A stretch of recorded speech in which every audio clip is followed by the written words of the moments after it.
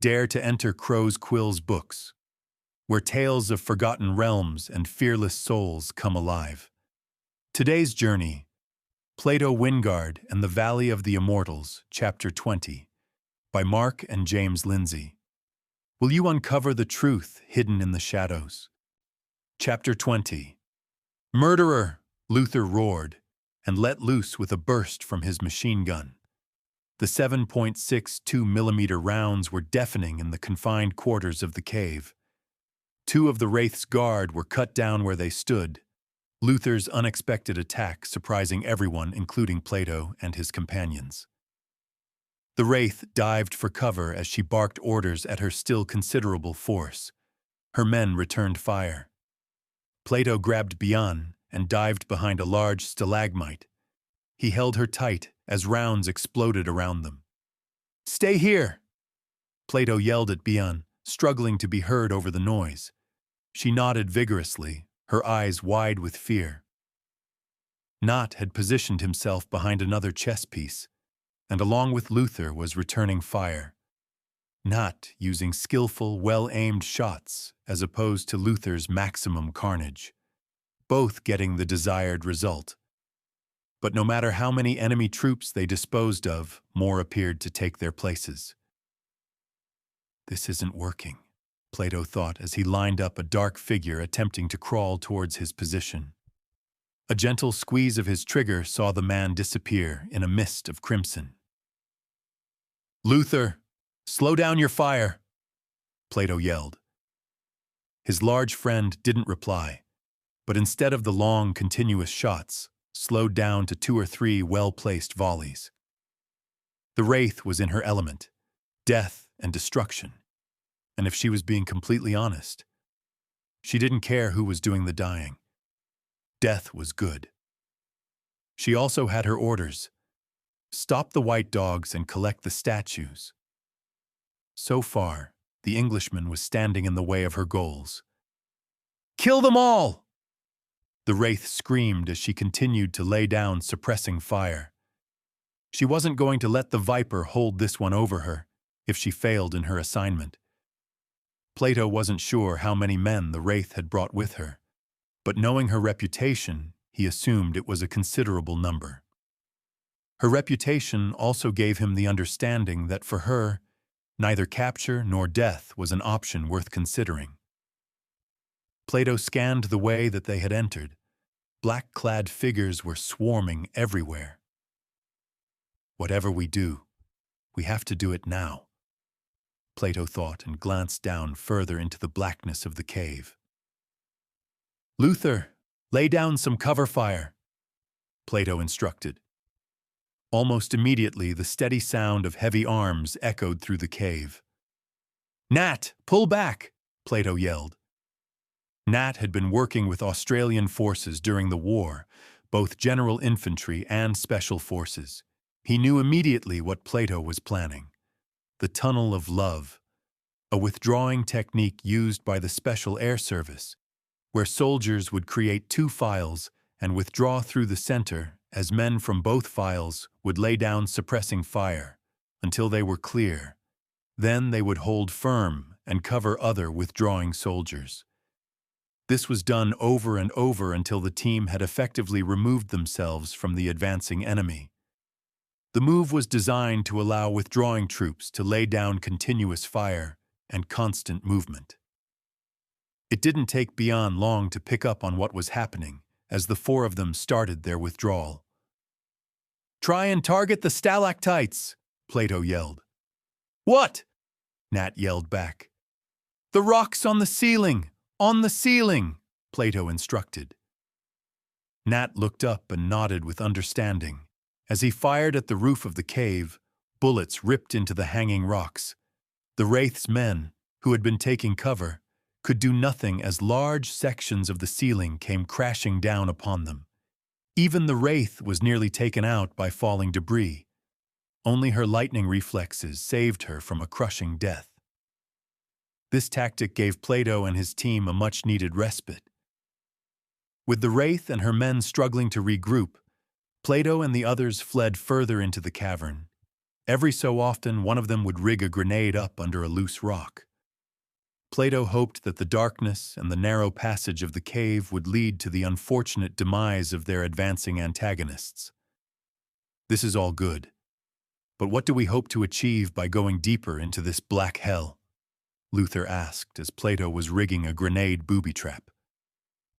This cave isn't entirely natural, Plato said as they continued to move. How so? There are pillars everywhere down here, Nat replied. You could tell up until the chessboard that the cave was all natural by the mineral deposits. Now I can see marks on the rock walls, Plato said. What kind of marks? Luther asked. Blunt tools, but mostly explosives, Plato said. And you would know that, how? Bion asked. I spent a portion of my youth exploring the mine shafts located near my home, Plato said with a grin. I'm sure your parents were impressed with you, Bion replied. Plato's grin faltered. To answer your question, Luther, if what I suspect is correct, then we may have a shot at getting out of here, Plato said, but didn't elaborate. They traveled for about 30 meters when a small explosion rocked them from behind. Well, it's good to know that the grenades are working, Nat said, looking somewhat relieved. For the moment, they'll be more careful, Plato said. True, but it'll slow them down, Luther said. Hold up, Bion hissed, and everyone froze and took a knee. What have you got? Plato asked.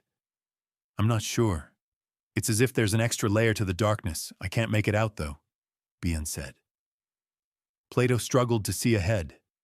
The ground was impenetrable. Grasping a rock, Plato tossed it ahead and waited impatiently. The rock sailed ahead and disappeared into the darkness. It's a pit, Plato muttered, and they all waited for the sound of it striking the ground. Only it never did. A bottomless shaft, Luther said. Another grenade went off in the distance. They're getting closer, Nat said worriedly. Plato looked around hopefully. Boss, what are we going to do? Plato started to rifle through his backpack, eventually pulling out 2 lengths of coiled rope. Luther, grab your ropes.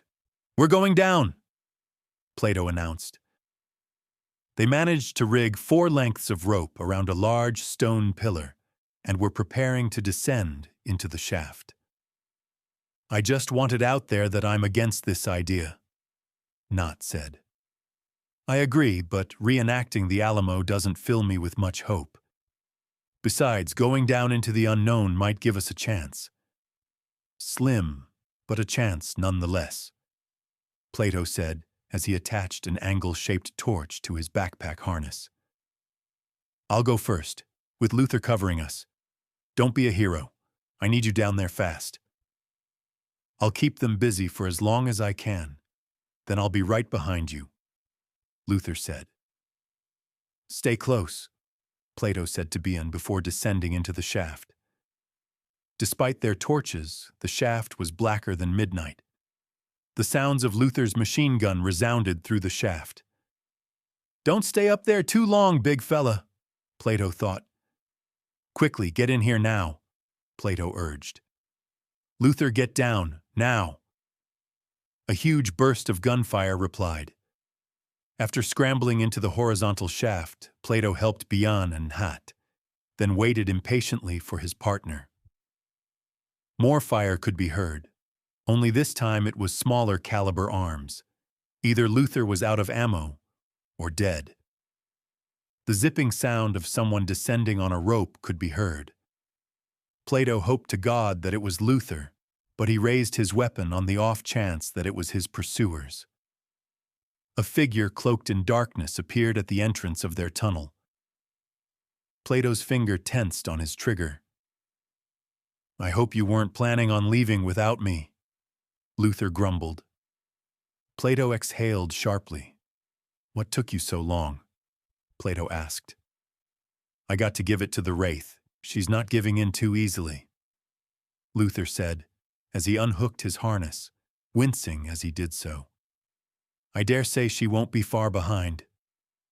You're hurt, Bian said, concerned. Luther shrugged and rubbed at the flesh on his upper arm. Just a flesh wound, Luther said casually. I'll be the judge of that, Bian replied, as she produced a bandage from her bag and inspected Luther's wound. They could all hear voices from the top of the shaft now. Send up the statue, and we'll make sure you're all taken care of. A strong feminine voice called out that could only have belonged to the Wraith. Go to hell, Plato replied, in clear Vietnamese. Bian, hurry up with that dressing. Zip lines could be heard, and they all knew that the first assault was on their way. They moved further into the tunnel, and Plato directed Not to take up firing positions in anticipation of their enemy's arrival. 3 figures suddenly appeared at the entrance of the tunnel. Plato and Not took careful aim and squeezed off a couple of shots in the traditional double-tap method, designed for accuracy and the conservation of ammo. One figure fell screaming to his death down the vertical shaft. The second dropped dead at the entrance. The third then used the dead man as cover from fire. This was short-lived as Plato was able to pick him off with a carefully placed shot. How's your patient? Plato asked.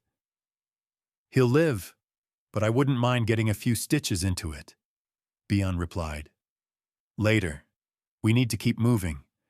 We have a slight advantage for the moment, but she has the numbers and our ammo will only go so far, Plato said. I'll scavenge those bodies, Nat suggested. Good idea, Plato said. Nat didn't waste any time as he stripped the bodies of their automatic weapons and magazines. I hope that's worth a cigarette, Nat said with a grin. As soon as we see Sky again, you can destroy your lungs, Plato replied. Deal. They managed to take out the second assault from the Wraith's men before continuing further into the tunnel. Plato noted that there was a slight rise to the floor in the direction of their travel. He decided that up was better than down, hoping that his thoughts about this place proved correct later. The tunnel eventually led into a T-junction going north and south.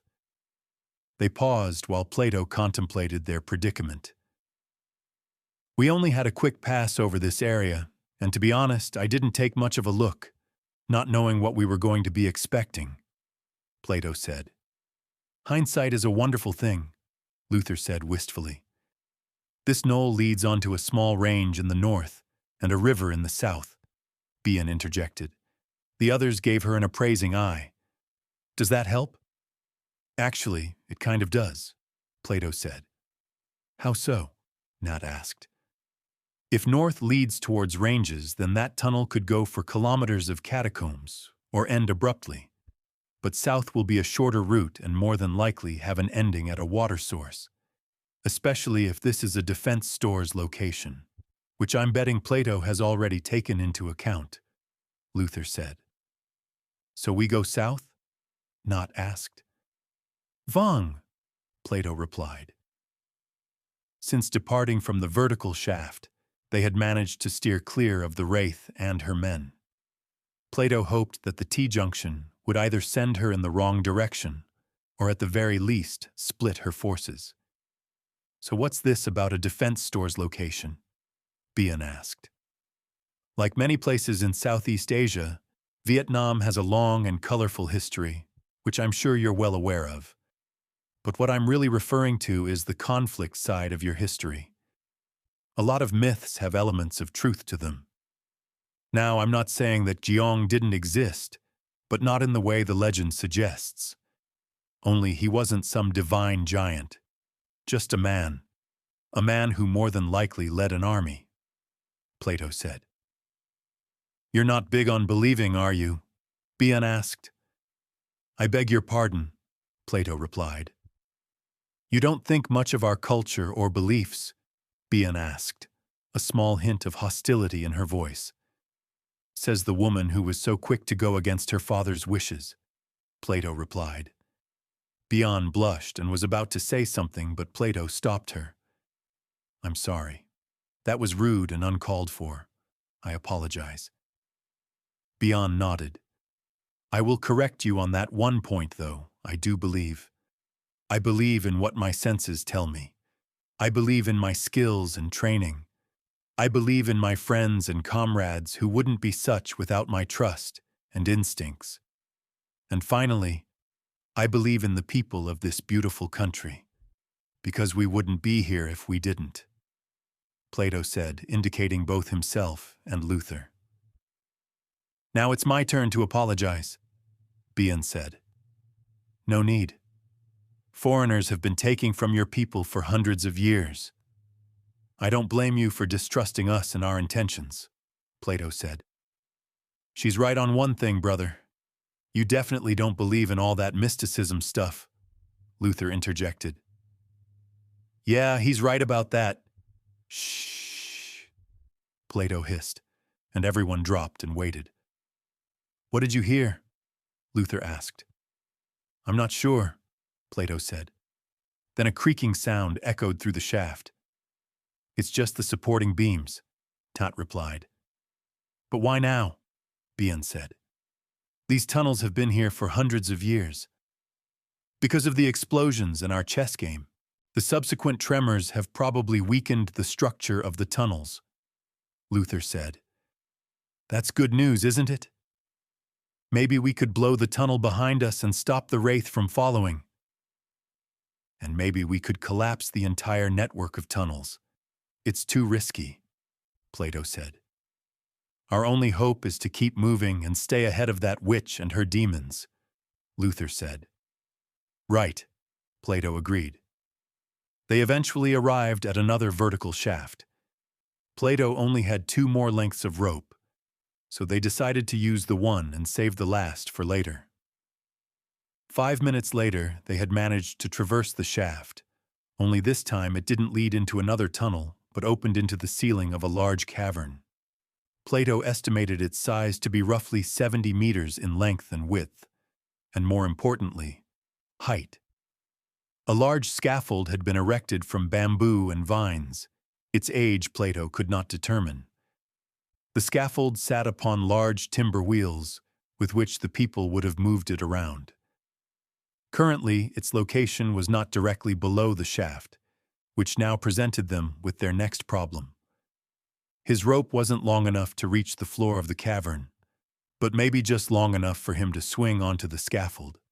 The 3 problems it presented were: first, the movement required might dislodge one of his team from the rope. 2, his momentum might be too much for the ancient scaffold to take. And finally, if he misjudged the length of rope or his jump, he would fall to his death. Whatever the case, they couldn't remain where they were.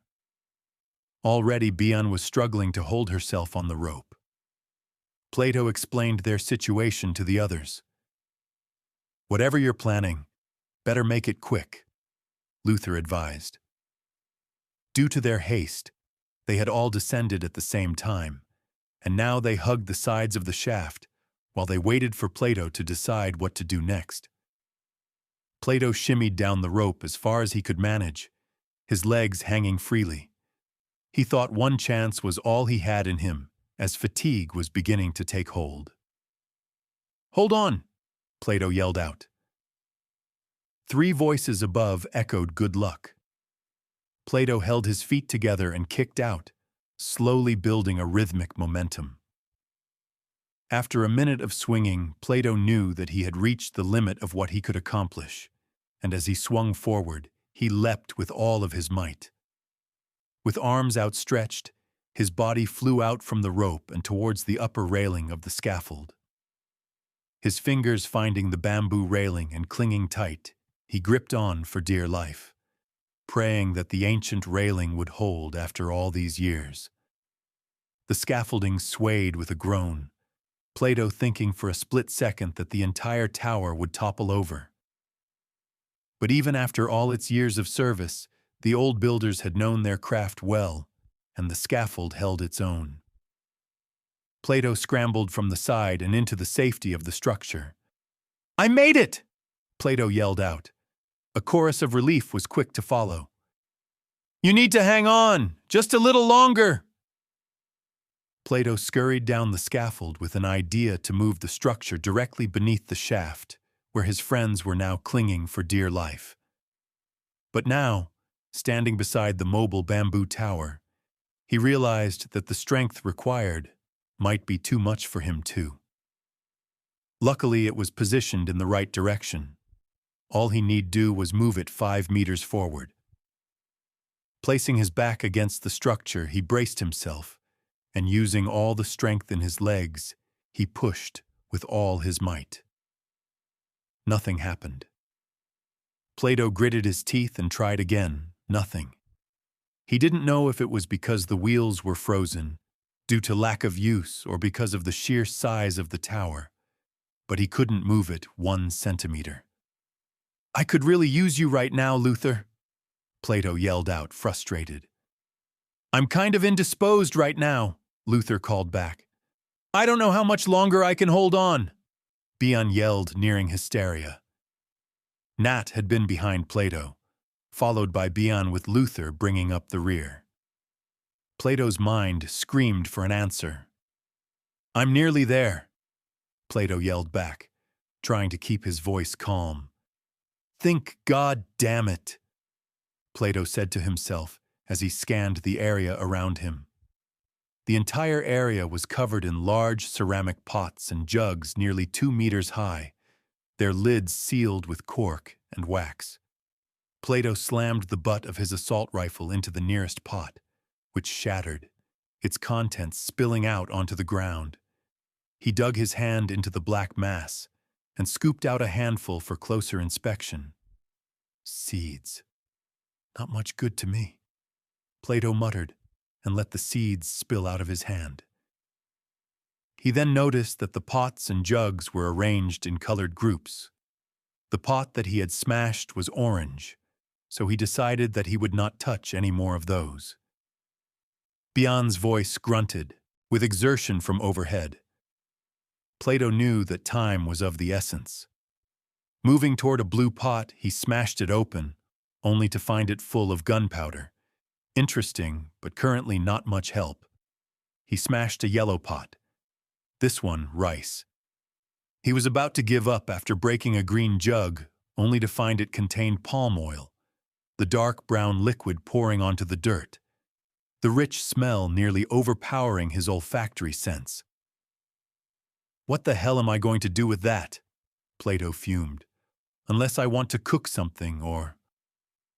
An idea began to form in his mind. Scooping up handfuls of the slippery oil, he started to run it over the wheels of the scaffolding. He made several trips, ensuring that each wheel was heavily lubricated. Plato knew this wouldn't be enough, though, so using his rifle, he was able to pry a long length of thick bamboo from the side of the scaffold, and after rolling a large pot against the structure, he placed the bamboo over the pot and against the axle of the scaffold. Well, here goes everything, Plato whispered. The sounds of exertion not just from Bion but Nhat and Luther could be easily heard. Plato pushed again with all his might. Nothing. He tried again. Nothing. Come on, you son of a...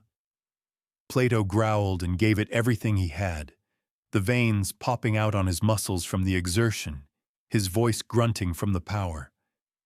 Then, ever so slightly, the structure started to move, the wheels turning slowly at first.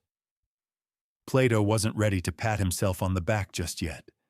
He had to reposition the pot and lever several more times as he slowly attempted to move the scaffold beneath the shaft, where his friends hung for life. I don't think I can do it, Bion screamed. Nearly there, Plato yelled back as he strained against the tower. Bayan Lam was a young, fit woman. She prided herself on her strong work ethic and tireless commitment to whatever task was placed before her. But the near impossible that had currently been put on had driven her to exhaustion. She had been hanging from this rope for nearly 10 minutes. That and the weight on her back, which she couldn't dump even if she wanted to, had forced her to the brink of fatigue. Bian couldn't even think of anything else other than her fingers, which had gone numb. She wasn't even sure if they were working. Then, without warning, her hands simply let go.